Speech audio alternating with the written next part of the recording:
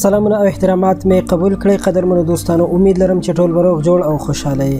قدرمنو دوستانو، لکه څنګه چې تاسو ته معلومه ده د تیرې څه مودې راهیسې په پښتونخوا کې په مختلفو ځایونو کې ماشومانو سره ناروا زیاتي روان دي. د همدغې کړۍ په سلسله کې تاسو سره یو بل خبر شریکوم چې په بنو کې په یو جینۍ باندې هم د ناروا تیری دعوه شوې ده. خو اوس جینۍ څه وایي او ملزمان یې څوک دي، دا ټول معلومات تاسو ته په همدې ویډیو کې درکوم. قدرمنو دوستانو، د ویډیو تر اخره را سره ملتیا وکړئ او که تاسو د خان کلیک چینل تر اوسه نوي سبسکرایب کړئ نو مهرباني وکړئ همدا اوس یې سبسکرایب کړئ چې تاسو ته په آینده کې هم زموږ هره یوه راتلونکې ویډیو په اسانۍ سره در ورسیږي. دوستانو، د خیبر پښتونخوا د بنو پولیسو د فبرورۍ په 9مه مشال راډیو ته ویلي دي چې یوه جینۍ ورسره راپورټ درج کړی دی چې ګنې ناروا تیری ورباندې شوی دی.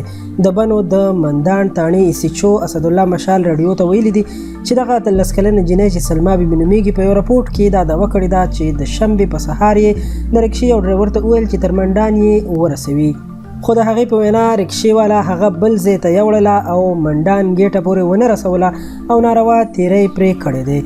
د ایسیچو د وینا له مخې جینۍ وروسته د بنو هسپتال ته بوتلل شوې ده او هلته ډاکټرانو تر معاینې وروسته ویلي چې د هغې په جامو د وینې داغونه وو.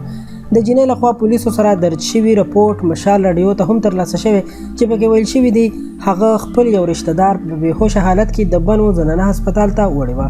په رپورټ کې راغلي دي چې جینۍ چې کله په هوش کې راغله نو ویل یې هغه ځای ورته معلوم دی چې چیرته په هغې باندې ناروا تیری شوی و. په اف ای آر کې لیکل شوي دي چې د ویرې نه دغه جینۍ په چا باندې دعوه نه کوي، خو د پولیسو په وینا له خبرو یې داسې ښکاري چې په دې باندې څو کسانو ناروا تیری کړی دی. ایسیچو اسدالله مشال راډیو ته ویلي دي هغوی پلټنې کوي او جینۍ سره بیا خبرې کوي، خو د هغې په وینا هغه خبرې بدلوي چې ورسره د پیښې په اړه شکونه پیدا شوي دي. د نوموړې په خبره هغوی د پیښې نور اړخونه هم څیړي او په راتلونکو څو ورځو کې به ټول جزئیات په ډاګه شي. پولیس وایي دغه جینۍ د بنو په فاطمه خیلو کې په خیمو کې ژوند کوي، په کورونو ګرځي او د ضرورت شیان په خلکو باندې خرڅوي. په پاکستان کې د ښځو په ناروا توګه د ځورولو پیښې ډېرې زیاتې شوي دي. د بشري حقوقو سازمان هیومن رایټس کمیشن اف پاکستان د 2013 میلادي کال رپورټ کې ویل شوي چې د ښځو ناروا ځورونو 845 پیښې ثبت کړي دي. له ښځو او ماشومانو سره د ناروا تیریو زیاتېدونکو پیښو ته په پام سره د پاکستان سپریم کورټ د هغه مهال مشر قاضي اسف سعید کوسا د 2019 کال د جون په میاشت کې د 1014 ځانګړو عدالتونو جوړولو اعلان کړی و. نوموړي ججانو ته په وینا کې ویلي دي چې دا عدالتونه به متاثره ښځو ته موقع ورکړي چې بې له سویرې او خطر ورسره د شو ځورونو په اړه د زړه حالونه وویلی شي.